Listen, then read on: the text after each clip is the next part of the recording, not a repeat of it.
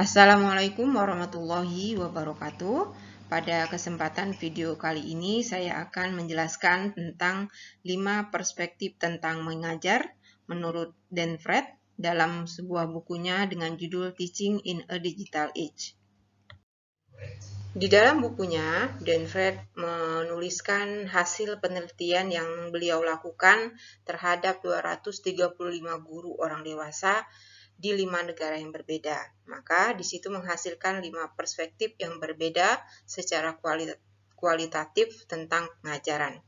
Yang pertama adalah transmission, menyampaikan konten yang efektif. Ini termasuk pendekatan objektivis. Yang kedua, apprenticeship, yaitu magang, belajar dengan melakukan di bawah pengawasan. Yang ketiga yaitu developmental, yaitu menumbuhkan cara berpikir, termasuk konstruktif atau kognitivis. Yang keempat adalah nurturing, yaitu memfasilitasi kemandirian. Dan kelima, social reform, yaitu reformasi sosial menjadi masyarakat yang lebih baik. Model pembelajaran pertama yang dibahas oleh Dan Fred adalah model desain ruang kelas. Dalam model ini, peserta didik diatur di dalam kelas dalam satu pertemuan dalam jangka waktu tertentu, dalam masa dan periode tertentu juga, atau bisa disebut dengan semester. Desain ruang kelas ini telah dilakukan lebih kurang 150 tahun. Hal yang berkaitan dengan model desain ruang kelas, bahwa model desain ruang kelas ini merupakan industrialisasi masyarakat yang menyediakan model untuk mengatur pekerjaan dan tenaga kerja seperti pabrik dan produk massal. Kedua, pendidikan orang dari pedesaan perkotaan dan pekerjaan masyarakat dengan peningkatan. Ketiga, adanya kepadatan menghasilkan intuisi yang lebih besar. Selanjutnya juga pindah ke pendidikan massal untuk memenuhi kebutuhan pengusaha dan industri yang makin meningkat. Berbagai macam kegiatan yang dikelola oleh negara seperti pemerintahan, kesehatan, dan pendidikan. Hak memilih, dan karenanya kebutuhan akan memilih yang lebih terdidik. Seiring waktu, tuntutan akan kesetaraan yang lebih menghasilkan akses universal ke pendidikan.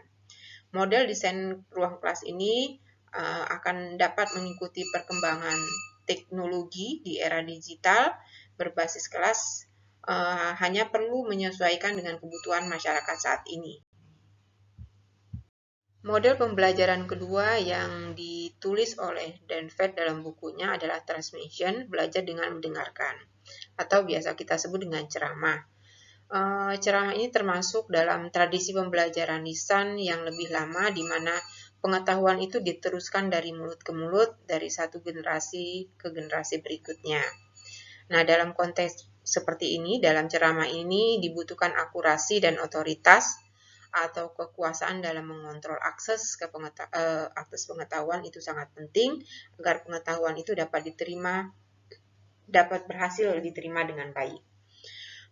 Ceramah ini sama juga efektifnya dengan metode lain seperti metode mendengarkan video atau membaca secara mandiri. Studi penelitian juga telah dilakukan menunjukkan bahwa untuk memahami, menganalisis, menerapkan, dan mengingat informasi, untuk mengingat jangka panjang, pelajar juga harus secara aktif terlibat dalam materi. Agar perkuliahan juga lebih efektif, Blit memberikan pendapat agar waktu perkuliahan itu hanya dalam waktu 50 menit yang perlu diatur kembali untuk kesempatan tanya jawab antara siswa dan pengajar. Di era digital ini, metode pembelajaran transmission atau belajar dengan mendengarkan ini masih sangat dibutuhkan. Yang kuliah tidak efektif jika bentuk lain dari pengajaran dan pembelajaran itu seperti kesempatan untuk diskusi dan kegiatan siswa itu sangat diperlukan agar perkuliahan itu lebih efektif. Metode pembelajaran berikutnya yang dibahas oleh Dan Fred dalam bukunya adalah belajar dengan berbicara, yaitu ceramah interaktif, seminar, dan tutorial. Nah, dialog dan diskusi menurut Lauren dan Harris Sim menekankan bahwa pengetahuan akademis membutuhkan siswa untuk bergerak secara konstan dari konkret ke abstrak dan kembali lagi untuk membangun pengetahuan berdasarkan kriteria akademik seperti logika, bukti, dan argumen. Ini semua latihan retoris, sebuah usaha untuk membuat pelajar berpikir tentang dunia secara berbeda. Percakapan dan diskusi menjadi penting jika itu ingin tercapai. Kombinasi teori dan penelitian di sini menunjukkan perlunya interaksi yang harus dilakukan antara siswa, antar pelajar dengan guru dan siswa untuk jenis pembelajaran yang dibutuhkan di era digital. Interaksi ini biasanya berbentuk diskusi semi terstruktur. Untuk seminar dan tutorial, seminar adalah pertemuan kelompok, baik tatap muka ataupun online, di mana sejumlah siswa berpartisipasi, paling tidak seaktif guru, meskipun guru mungkin bertanggung jawab atas desain kelompok.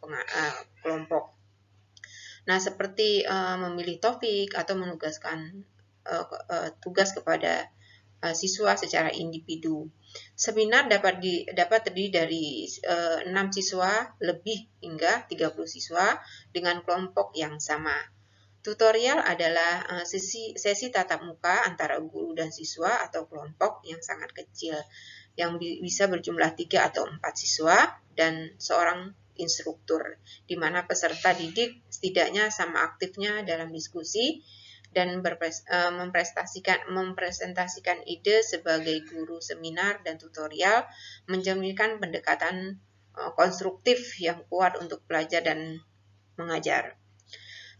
Seminar dan tutorial mencerminkan pendekatan konstruktif yang sangat kuat untuk belajar dan mengajar. Semakin kita bisa bergerak menuju pendekatan seminar untuk mengajar dan belajar dan jauh dari yang besar, perkuliahan transmisi itu lebih baik jika kita ingin mengembangkan siswa dengan keterampilan yang dibutuhkan di era digital. Berikutnya adalah apprenticeship. Pertama, magang. Magang adalah cara khusus untuk memungkinkan siswa belajar sambil bekerja dan mengerjakan keterampilan motorik. Magang adalah metode paling umum yang digunakan untuk melatih struktur pendidikan pasca sekolah menengah dalam pengajaran, setidaknya secara intensif. Jadi ada beberapa aplikasi untuk pendekatan magang untuk mengajar. Belajar di magang tidak hanya sekedar melakukan belajar aktif, tetapi juga membutuhkan pemahaman konteks di mana pembelajaran itu akan diterapkan. Selain itu juga ada unsur sosial dan budaya belajar, memahami dan menanamkan praktik adat istiadat dan nilai-nilai yang diterima dari para ahli di bidangnya. Pratt dan Johnson lebih jauh membedakan dua bentuk magang yang berbeda namun terkait. Pertama adalah tradisional dan kognitif, di mana pengalaman magang tradisional berdasarkan pengembangan keterampilan motorik atau manual, melibatkan pembelajaran prosedur dan secara bertahap, mengembangkan penguasaan di mana master dan pelajar pergi lalu melalui beberapa tahapan. Yang kedua itu model magang intelektual atau kognitif. Agak berbeda secara bentuk. Pembelajaran ini kurang mudah diamati dibanding pembelajaran keterampilan motorik atau manual. Pratt dan Johnson berpendapat bahwa dalam konteks ini, master dan pelajar harus mengatakan apa yang mereka pikirkan selama penerapan pengetahuan dan keterampilan, dan harus membuat eksplisit konteks di mana pengetahuan itu dikembangkan, karena konteks ini sangat penting dengan cara pengetahuan pengembangan yang diterapkan dalam pembelajaran. Nah, magang di lingkungan belajar secara online dapat efektif dalam konteks tatap muka maupun online, tetapi jika ada komponen online sebaiknya berfungsi paling baik dalam format hibrid. Bagian kedua dari magang adalah experiential learning, yaitu belajar melalui pengalaman. Model dan desain pembelajaran eksperiensial diantaranya adalah pekerjaan laboratorium, bengkel atau studio. Kedua, pembelajaran berbasis masalah. Yang ketiga, pembelajaran berbasis kasus. Keempat, pembelajaran berbasis proyek. Dan kelima, pembelajaran berbasis inquiry. Kekuatan dan kelemahan model pembelajaran berdasarkan pengalaman. Model pembelajaran ini tidak efektif jika hanya memberikan tugas kepada siswa tanpa bimbingan dan dukungan. Yang kedua adalah penggunaan pembelajaran berdasarkan pengalaman untuk mengembangkan pengetahuan dan keterampilan yang dibutuhkan di era digital. Tetapi seperti biasa, itu perlu dilakukan dengan baik mengingat praktek terbaik yang terkait dengan model desain yang bersangkutan. Model pembelajaran yang kelima, yang terakhir yang dibahas dan Freud adalah learning by feeling, yaitu model pengasuhan dan reformasi sosial dari pengajaran. Singkatnya ada dua dari 5 perspektif pengajaran Freud, pengasuhan dan sosial pembaruan. Perspektif ini sebagian didorong oleh pengamatan bahwa orang belajar secara mandiri dari usia yang sangat dini. Jadi triknya adalah menciptakan lingkungan bagi pelajar yang mendorong, bukan menghambat kecenderungan alami mereka untuk belajar, dan mengarahkan ke dalam tugas-tugas pembelajaran yang sesuai diputuskan oleh analisis kebutuhan pelajar. Kedua perspektif pengasuhan dalam pengajaran paling baik dipahami dalam kaitannya dengan peran orang tua.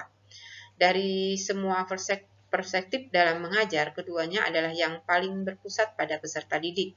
Mereka didasarkan pada pandangan yang sangat optimis tentang sifat manusia, bahwa orang akan mencari dan mempelajari apa yang mereka butuhkan dan akan menemukan dukungan yang diperlukan dari pendidik yang peduli dan berdedikasi serta dari orang lain yang memiliki kesamaan.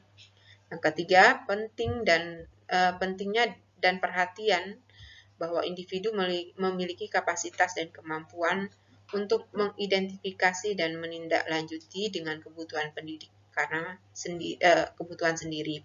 Ini juga merupakan pandangan pendidik yang lebih radikal karena berusaha melarikan diri dari aspek politik dan mengendalikan pendidikan negara atau swasta. Dengan kondisi saat ini peserta didik tidak harus melalui suatu lembaga gateway untuk mengakses informasi atau pengetahuan yang semakin tersedia didapat diakses melalui internet. MOOC membantu untuk mengidentifikasi kepentingan umum tersebut, dan MOOC juga menghubungkan secara khusus tujuan untuk menyediakan jaringan kepentingan bersama dan lingkungan untuk pembelajaran mandiri. Demikianlah 5 perspektif pengajaran yang diungkapkan oleh Dan Freud di dalam bukunya. Kurang lebih hanya itu yang bisa saya sampaikan pada kesempatan kali ini. Lebih kurang mohon maaf. Wabillahi taufiq wal hidayah. Wassalamualaikum warahmatullahi wabarakatuh.